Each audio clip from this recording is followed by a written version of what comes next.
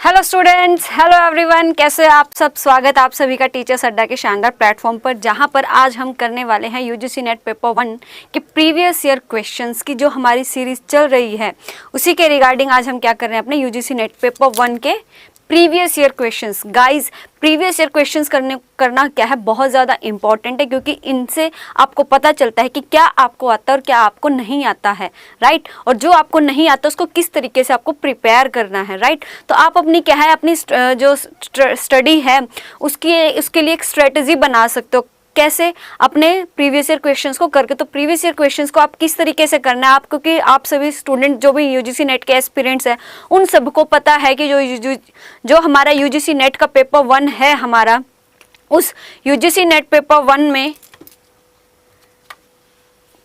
Timer कैसे चल गया, जो हमारा यूजीसी नेट पेपर 1 है, पेपर 1 में क्या 10 डिफरेंट यूनिट्स होते हैं, हर यूनिट्स। और ये ऐसी यूनिट्स है जिन्हें हमें मास्टर्स डिग्री में या फिर हमारी बैचलर डिग्री में नहीं पढ़ाया जाता। यानी कि जो हमारा पेपर 2 है वो तो हम फिर भी अपने मास्टर डिग्री में पढ़ लेते हैं, अपने बैचलर डिग्री में ही पढ़ लेते हैं, हमें उसका आइडिया होता है क्योंकि वो हमारा मेन सब्जेक्ट होता है। लेकिन जो पेपर 1 है उसके बारे में हमें कुछ भी नॉलेज नहीं होती, हमें बिल्कुल जीरो से स्टार्ट करना होता है। तो और ये 10 की 10 यूनिट्स क्या डिफरेंट है, हर यूनिट का अपना एक इम्पॉर्टेंट है, हर एक यूनिट क्या अपने आप में एक इम्पॉर्टेंस रखती है। सबका टीचिंग एप्टीट्यूड अलग है, आपका सिलेबस है अलग, उससे क्वेश्चन आते हैं। रिसर्च से आपके अलग, वो टोटली अलग है। रीजनिंग है वो आपकी बिल्कुल टोटली डिफरेंट हो जाती है। DI आती है आपकी, वो अलग है। पीपल एंड एनवायरनमेंट है, वहाँ से आपका सब कुछ अलग आता है, राइट। तो इन सभी 10 डिफरेंट यूनिट्स को के प्रीवियस ईयर क्वेश्चंस करने से आपको क्या पता चलेगा, ये पता चलेगा कि आपको कौन सी यूनिट्स तो आती हैं, कौन से आपका स्ट्रॉन्ग पॉइंट है, कौन से आपके स्ट्रॉन्ग यूनिट्स हैं और कौन से पॉइंट कहाँ पर आप लैग कर रहे हो। क्योंकि अगर वहाँ पर आपको ये चीज़ें पता चल जाएंगी कि फर्स्ट पेपर में, क्योंकि फर्स्ट पेपर में क्या है, मिनिमम 35 स्कोर्स करना क्या है, इम्पॉर्टेंट है। मिनिमम जो आपके 35 क्वेश्चंस जो हैं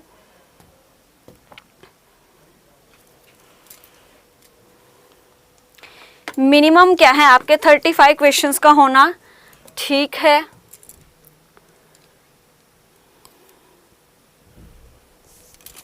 क्योंकि पेपर 1 में आपके क्या है, मिनिमम 35 क्वेश्चंस क्या है आपके बिल्कुल ठीक होने चाहिए। 35 अगर आपके क्वेश्चंस ठीक है तो आपका जो आप क्या है, आपका यूजीसी नेट या फिर आपका जो JRF है वो बड़े ही आराम से क्वालिफाई हो जाएगा। तो यानी कि 35 क्वेश्चंस यानी कि आपकी 7 यूनिट्स तो क्या है बिल्कुल बहुत अच्छे से प्रिपेयर होनी चाहिए। और प्रीवियस ईयर क्वेश्चंस को करने से आपको पता चलेगा कि कौन सी यूनिट्स आपका स्ट्रॉन्ग पॉइंट और कौन सी यूनिट्स में आपका वीक पॉइंट है। क्योंकि जहां पर आपका वीक पॉइंट है वहां पर आपको क्या करनी पड़ेगी, मेहनत करनी पड़ेगी, एफर्ट्स डालने पड़ेंगे। और जो आपके स्ट्रॉन्ग पॉइंट है उनको और ज़्यादा स्ट्रॉन्ग करने के लिए आपको क्या करनी होगी, प्रैक्टिस करनी होगी। तो प्रीवियस ईयर क्वेश्चंस को करना हर हाल में आपके लिए क्या रहेगा, बेनिफिशियल रहेगा।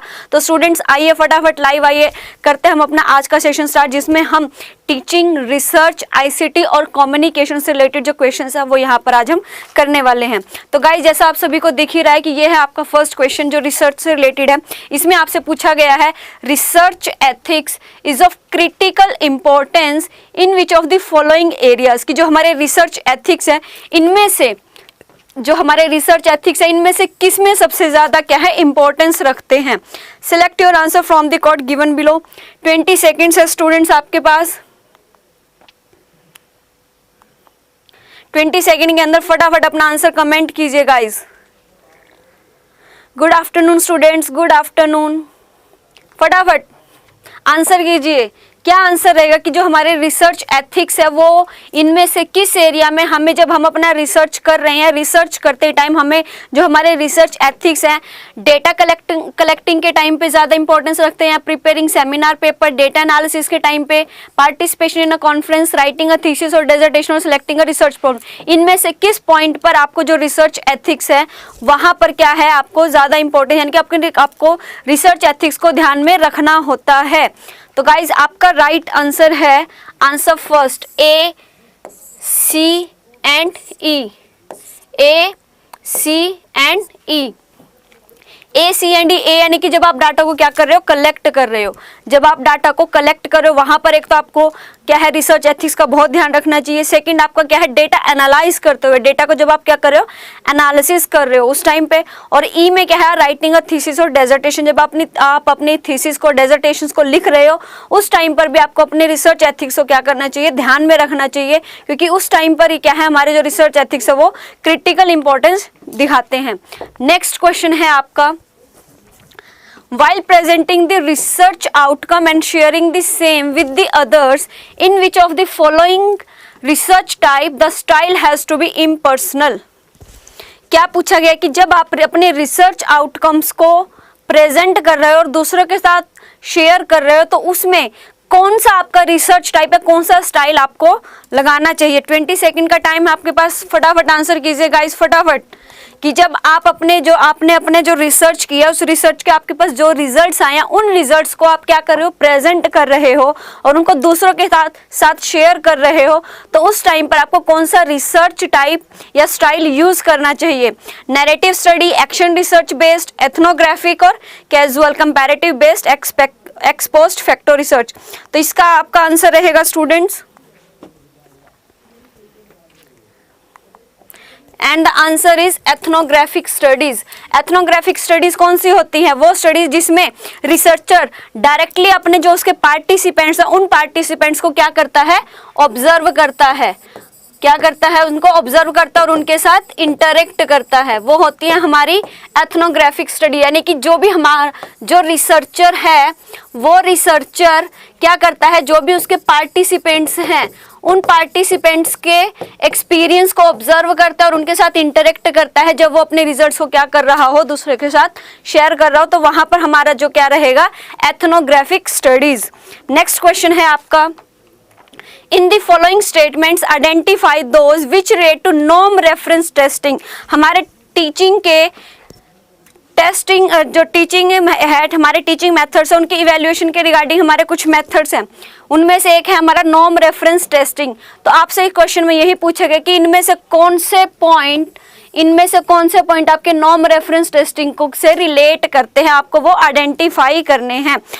इनमें से कौन से पॉइंट आपके नॉर्म रेफरेंस टेस्टिंग से रिलेट करते हैं, बताओ students, hurry up students, hurry up, फटाफट बताइए क्या आंसर रहेगा आपका।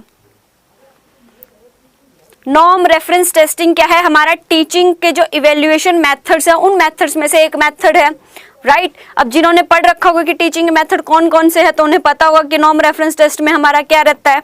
तो इसका आंसर है, आपका आंसर है A B and D, A B and D. A में क्या है आपका, covering a large domain of learning task with just a few items measuring specific task, right. B में है आपका emphasising discrimination among individuals in terms of relative level of learning, and the D is interpretation required a clearly defined group, right students. तो बढ़ते हैं हमारे next question की तरफ। Next question है आपका, in the list of statements given below which of them offer a suitable definition of research, कि इनमें से कौन सा आपको रिसर्च को डिफाइन करता है। आपके पास 6 स्टेटमेंट्स दे रखी हैं और उन स्टेटमेंट में से आपको ये बताने की कौन सी स्टेटमेंट आपको आपकी रिसर्च को डिफाइन कर रही है। फटाफट स्टूडेंट्स हरी अप, आंसर कीजिए, क्या आंसर रहेगा आपका। आप लोग कमेंट क्यों नहीं कर रहे स्टूडेंट्स, प्लीज कमेंट करो।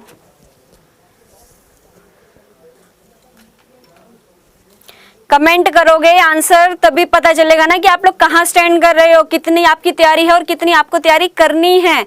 ये आपको कब पता चलेगा, जब आप अपने क्वेश्चंस को करोगे, उनको लगाओगे, उनके आंसर्स करोगे। अगर वहां पर स्क्रीन पे बैठे बैठे बस आप क्वेश्चंस को देख रहे हो और मैं आंसर बता देती हूँ तो आप सुन रहे हो, तो वहां से आपको लर्निंग, इतनी लर्निंग नहीं होगी। जितना आप खुद भी पार्टिसिपेट करोगे तब आपको लर्निंग होगी। साथ साइड बाय साइड आप भी कमेंट करो आपके आंसर, चाहे वो गलत है चाहे वो सही है, डजेंट मैटर। तो इसका आपका आंसर रहेगा कि रिसर्च किस किस को डिफाइन करती है, इनमें से वो है आपका A B and C. A B and C, research means a repeated research. बिल्कुल, रिसर्च का meaning re plus search.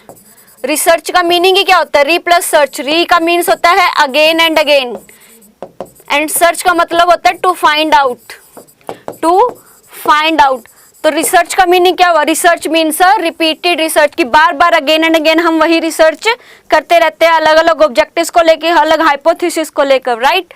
Second में है आपका research is basically an answer to a question, कि आपके माइंड में कभी ना कभी कोई ना कोई क्वेश्चन आता है और उस क्वेश्चन आपको कोई प्रॉब्लम दिखती है, कोई क्वेश्चन आता है और उस क्वेश्चन का आंसर देने के लिए ही आप क्या है रिसर्च बेसिकली की जाती है।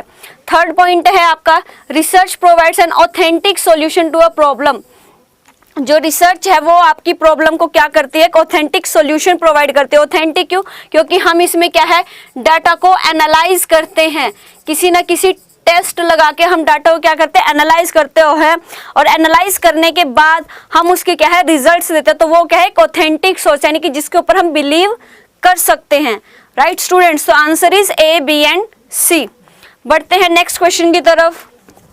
मोहित सिंगला का बिल्कुल सही आंसर आया है। मोहित सिंगला प्लीज टाइम पे आपको 20 सेकंड का टाइम दिया जाता है, 20 सेकंड के अंदर अंदर आप सभी स्टूडेंट्स कमेंट किया करो अपने आंसर, क्योंकि उससे आपकी स्पीड भी होगी, क्योंकि एग्जाम में भी आपके पास क्या है इतनी ही देर का टाइम होता है जब आपको आंसर्स करने होते हैं, तो यहाँ से आपकी स्पीड पता चलेगी। तो बढ़ते हैं हमारे नेक्स्ट क्वेश्चन की तरफ। नेक्स्ट क्वेश्चन है आपका Which of the following is an indicator of key behavior in effective teaching as evident from research? Indicator of key behavior of effective teaching. Effective teaching का इंडिकेटर क्या है? इनमें से कौन सा आपका इफेक्टिव टीचिंग के की बिहेवियर को इंडिकेट करता है? इफेक्टिव टीचिंग के की बिहेवियर को इंडिकेट करता है, बताओ स्टूडेंट्स क्या रहेगा? इफेक्टिव टीचिंग, जिससे इफेक्टिव टीचिंग मतलब जहां से आपको ये पता चले कि हाँ आपकी जो टीचिंग है वो क्या है इफेक्टिव है, कि जो टीचर हमें पढ़ा रहा है वो क्या है बिल्कुल हमें समझ में आ रहा है, अंडरस्टैंड की फॉर्म में है, तो वो है आपका using students ideas and contribution.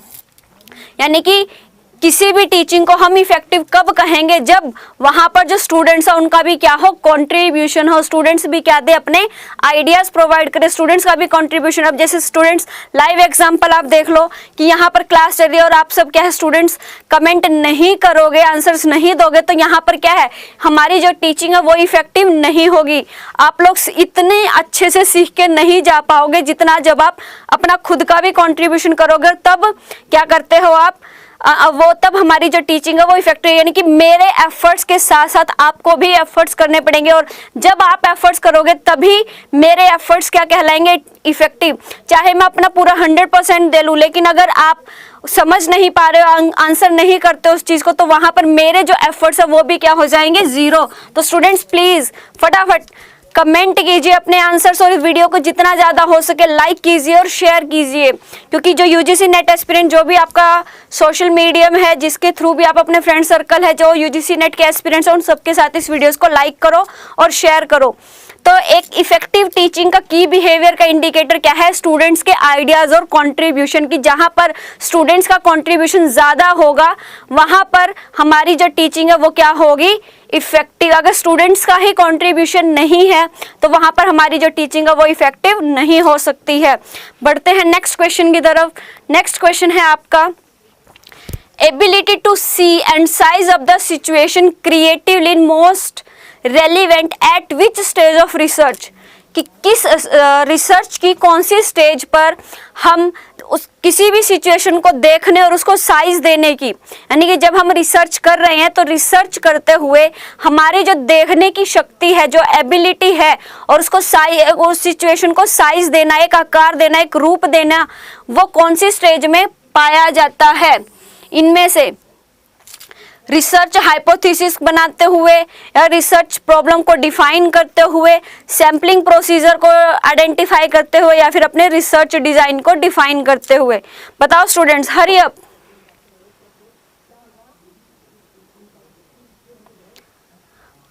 फटाफट फटाफट आंसर करो, क्या आंसर है कि रिसर्च की कौन सी स्टेज पर आपकी एबिलिटी है देखने की, और जब आप उस सिचुएशन को क्या कर सको साइज दे सको, उसको एक आकार दे सको, रूप दे सको, ऐसा कौन सी स्टेज में होता है? ऐसा होता है आपका रिसर्च प्रॉब्लम को डिफाइन करने में, कि आप किसके ऊपर रिसर्च करना चाहते हो, आपका रिसर्च का टॉपिक क्या है, अपने रिसर्च प्रॉब्लम को डिफाइन करने में और आइडेंटिफाई करने में क्या है आपकी एबिलिटी और इस सिचुएशन को साइज देना, उसको आकार देना, उसको ढंग देना, एक रूप देना, वहां पर आप क्या सबसे ज्यादा आपका रहेगा।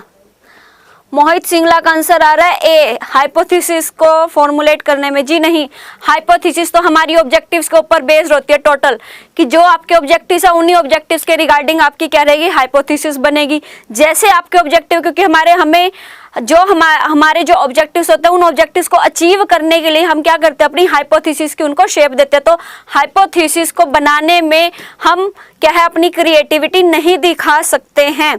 हम क्रिएटिविटी सिर्फ कहाँ पर दिखा सकते हैं, रिसर्च प्रॉब्लम को डिफाइन करने में और उसको आइडेंटिफाई करने में, कि आपका जो टॉपिक है, आपका एरिया क्या है, आप किस एरिया में करना चाहते हो, फाइनेंस में, एचआर में, मार्केटिंग में, किस में करना चाहते हो, राइट। और फिर उसके अकॉर्डिंग उसमें आपको प्रॉब्लम कौन सी नजर आती है कि हाँ यहाँ पर रिसर्च होनी चाहिए। अगर ये ऐसी रिसर्च होगी, इस टॉपिक पे रिसर्च होगी, तो वो हमारे नेशन के लिए, मेरे खुद के लिए और पूरी सोसाइटी के लिए क्या रहेगी, बेनिफिशियल। तो उस टॉपिक को डिफाइन करना, उसको देखना ही क्या है, सबसे इंपॉर्टेंट है। बढ़ते हैं नेक्स्ट क्वेश्चन की तरफ। नेक्स्ट क्वेश्चन है आपका, Which of the following methods to teaching will encourage indirect learning? कि इनमें से कौन सा मेथड्स, टीचिंग का कौन सा मेथड आपकी इनडायरेक्ट लर्निंग को एनकरेज करता है। टीचिंग का कौन सा मेथड आपकी इनडायरेक्ट लर्निंग को इंक्रीज करता है, बताओ students, hurry up students. Guys please video को लाइक करो और शेयर करो, जितने भी आपके यूजीसी नेट के एस्पिरेंट्स हैं सभी के साथ। टीचिंग का ऐसा कौन सा मेथड है जो इनडायरेक्ट लर्निंग को एनकरेज करता है, और वो मेथड है आपका डेमोस्ट्रेशन ऑन अ सब्जेक्ट, कि किसी भी सब्जेक्ट के ऊपर डेमो देना, किसी भी सब्जेक्ट के ऊपर डेमो देना ही आपको क्या करता है, आपकी इनडायरेक्ट लर्निंग को इंक्रीज करता है, आपकी इनडायरेक्ट लर्निंग को एनकरेज करता है। बढ़ते हैं नेक्स्ट क्वेश्चन की तरफ। नेक्स्ट क्वेश्चन है आपका, in which of the following methods of research the independent variable has to be selected rather than manipulated, कि इनमें से कौन से रिसर्च मेथड में हमारा जो इंडिपेंडेंट वेरिएबल है उसको सेलेक्ट किया जाता है रादर देन मैनिपुलेटेड, उसको मैनिपुलेट करने की बजाय जो इंडिपेंडेंट वेरिएबल है उसको सेलेक्ट किया जाता है। कौन से मेथड में, रिसर्च के कौन से मेथड में हम इंडिपेंडेंट वेरिएबल को क्या करते हैं, सेलेक्ट करते हैं रादर देन मैनिपुलेट, यानी कि जो हमारे वेरिएबल्स हैं उनको हम मैनिपुलेट ना करने के बजाय क्या करते हैं, उनको सेलेक्ट करते हैं। ऐसा कौन सा रिसर्च मेथड में किया जाता है, बताओ स्टूडेंट्स, हरी अप।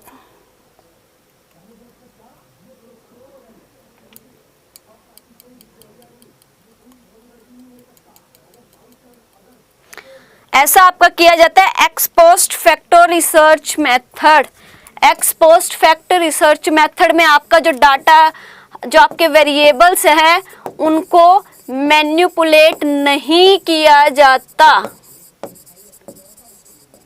मैनिपुलेट नहीं किया जाता। इसमें जो चीजें जैसे होती है उनको एज इट इज लेकर चलते हैं।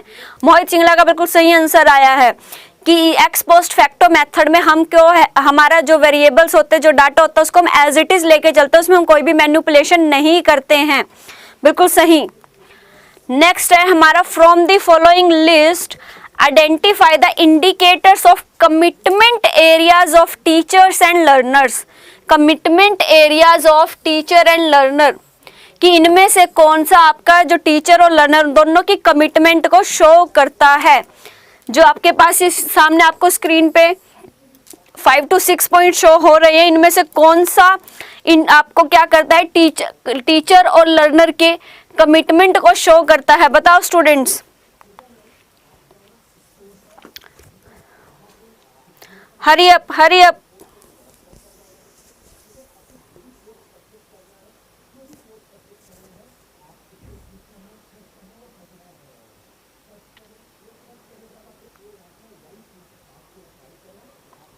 And the right answer is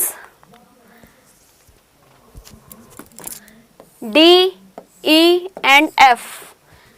जो टीचर और लर्नर है उसकी कमिटमेंट को कौन कौन शो करता है, concern for all round development and readiness to help, right, कि ऑलराउंड डेवलपमेंट के लिए हम कंसर्न करते हो, रेडीनेस टू हेल्प।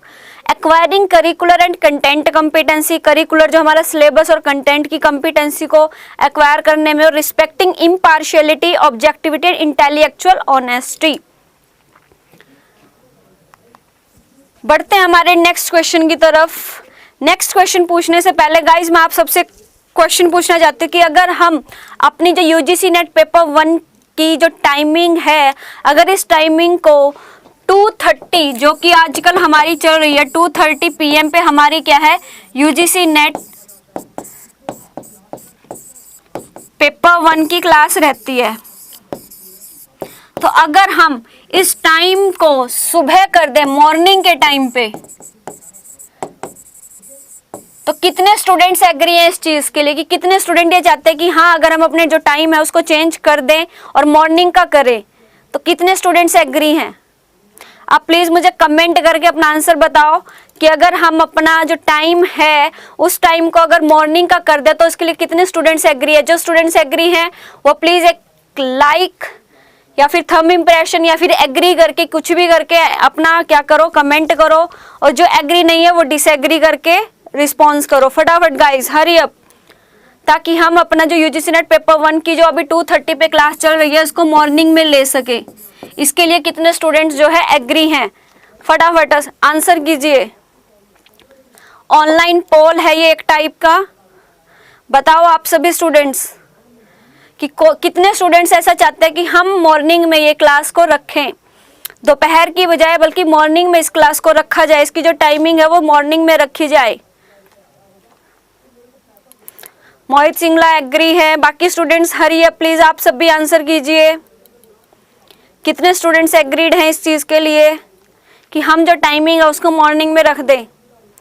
अभी जो हमारा टाइम है क्लास का वो है 2:30, तो कितने स्टूडेंट्स ऐसे हैं जो चाहते हैं कि हम मॉर्निंग में इसका टाइम रख दें? Guys please answer it.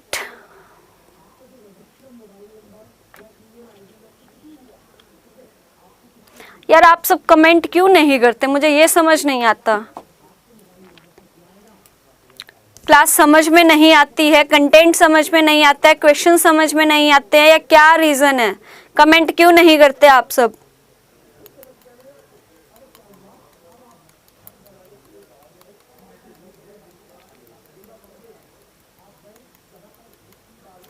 चलो आगे बढ़ते हैं। नेक्स्ट क्वेश्चन है आपका, when students place themselves close to certain communication sources it will lead to, कि जब स्टूडेंट्स अपने आप को किसी सर्टेन कम्युनिकेशन सोर्सेज के पास में रखते हैं, when students place themselves close to certain communication process it will lead to, तो इससे क्या होगा? जब स्टूडेंट्स अपने आप को किसी कम्युनिकेशन सोर्स के क्लोज में रखते हैं, पास में रखते हैं, तो उससे क्या होगा? उससे होगा आपका selective exposure, source domination, negative choice और impersonal behaviour. 4, 3, 2 and 1 and the right answer is selective exposure. कि जब एक स्टूडेंट अपने आप को किसी कम्युनिकेशन सोर्स के पास रखता है, क्लोज रखता है, तो उससे क्या होगा? Selective exposure. क्या होगा? Selective exposure. बढ़ते हैं नेक्स्ट क्वेश्चन की तरफ। मैच द फॉलोइंग, दो लिस्ट आपके पास गिवन है, सेट 1 एंड सेट 2। आपको सेट 1 को सेट 2 के साथ क्या करना है? मैच करना है। लीनियर कम्युनिकेशन क्या है, इंटरैक्टिव कम्युनिकेशन और ट्रांजैक्शनल कम्युनिकेशन क्या है? हरी अप गाइस, फटाफट आंसर कीजिए। मोहित सिंगला का आंसर आया, बिल्कुल सही आंसर। बताओ स्टूडेंट्स क्या आंसर रहेगा आपका? टाइप ऑफ कम्युनिकेशन दे रखे और एग्जाम्पलिफिकेशन दे रखी कि इनमें से जो लीनियर कम्युनिकेशन है वो क्या है, इंटरैक्टिव क्या है और ट्रांजैक्शनल कम्युनिकेशन क्या है।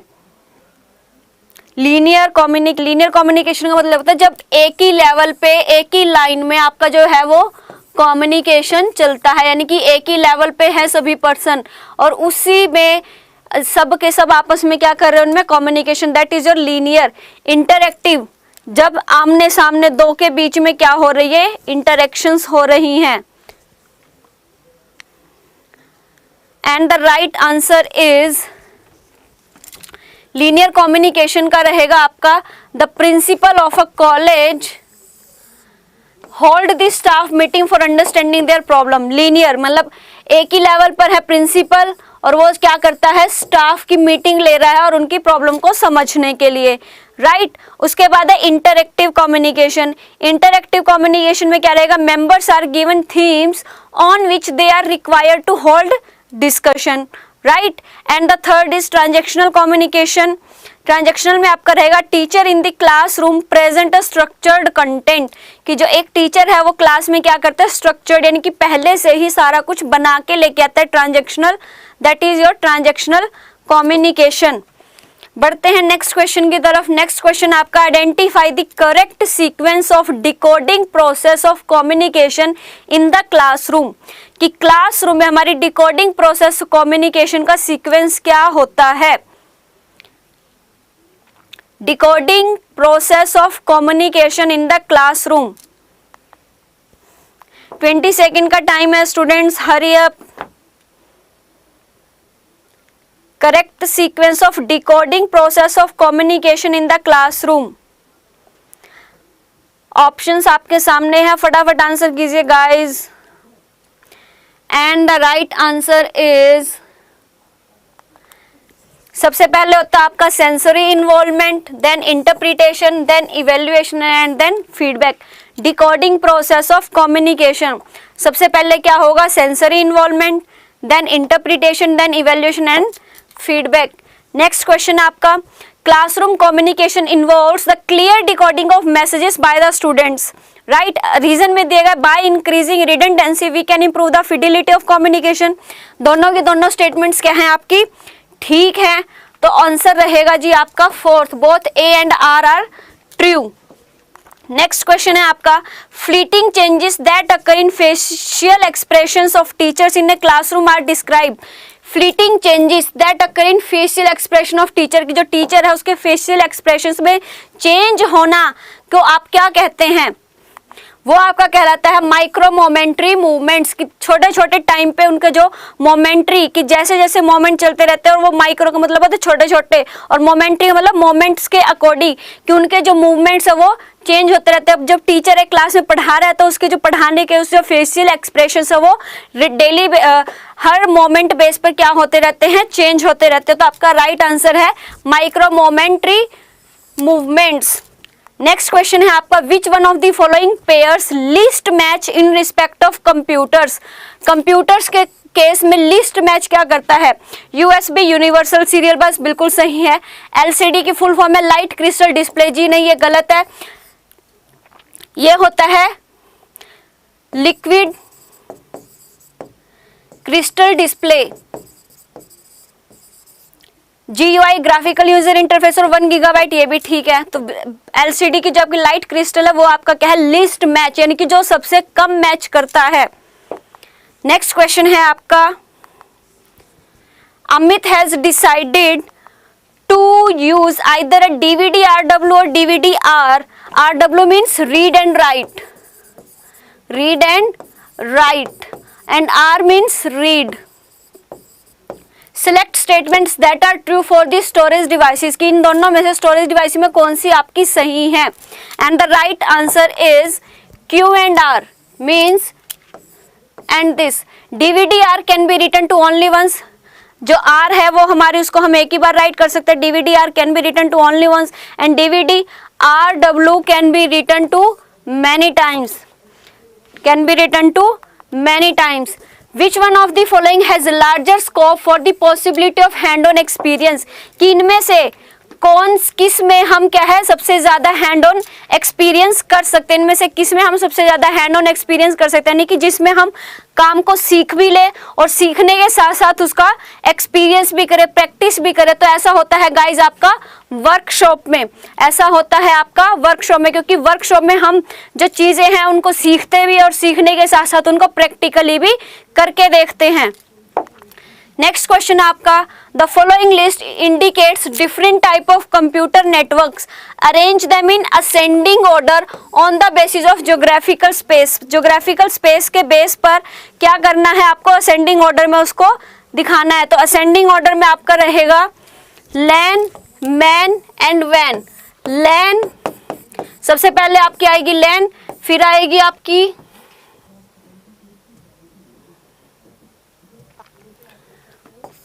मैन एंड देन रहेगा van.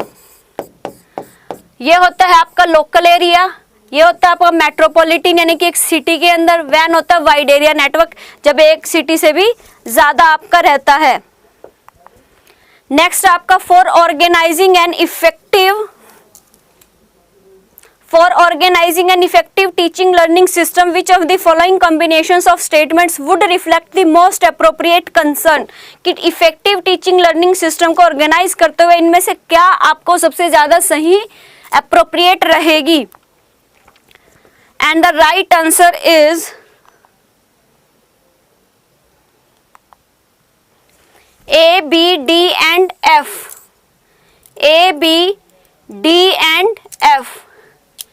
A, B, D and F. Determining what will be the intended learning outcome, deciding as to what strategy and tactics will be used. D में है आपका determining the evaluation tool to be used and F में है accessing the prior academic experience of the learning. ये सब आपकी क्या teaching और लर्निंग को क्या करती है, इफेक्टिव बनाती है। नेक्स्ट क्वेश्चन है आपका the paradigm of research which focuses on the development of professional expertise of the research practitioner is called. Paradigm of research which focus on the development of professional, इनमें से कौन सी research आपकी development of professional expertise पर क्या करती है, ध्यान देती है। And the right answer is action research ही एक ऐसी रिसर्च है जो क्या करती है, development of professional expertise. Next question है आपका identify those steps of research in which ethical considerations become relevant. जहां पर आपकी जो एथिकल कंसिडरेशंस हैं वो क्या हो जाती हैं, आपकी रेलिवेंट होती हैं। ऐसी कौन सी स्टेजेस है जहां पर आपको एथिक्स को ध्यान में रखना पड़ता है, एथिक्स को कंसीडर करना पड़ता है, बताओ स्टूडेंट्स। वो है आपका C, E एंड F। यानी कि जब आप डाटा को कलेक्ट कर रहे हो, collecting data through use of research tool, तब आपको रिसर्च एथिक्स को कंसीडर करना है, राइट। उसके बाद है आपका data analyse and procedure employed की जो आप डेटा को एनालाइज करते हुए and reporting procedure of findings and results, तब आपको क्या करना है, रिसर्च एथिक्स को कंसीडर करना है। नेक्स्ट है आपका फॉर्मेट ऑफ प्रेजेंटेशन मैचिंग करनी है आपको। 2 सेट आपके पास गिवन है, set 1 and set 2, set 1 and set 2। तो आपके पास गिवन है format of presentation and distinctive features, thesis और dissertation, research paper, workshop and seminar. बताना है आपको कि थीसिस और डिसर्टेशन क्या होती है, रिसर्च पेपर क्या है, वर्कशॉप क्या है और सेमिनार क्या है। And the right answer is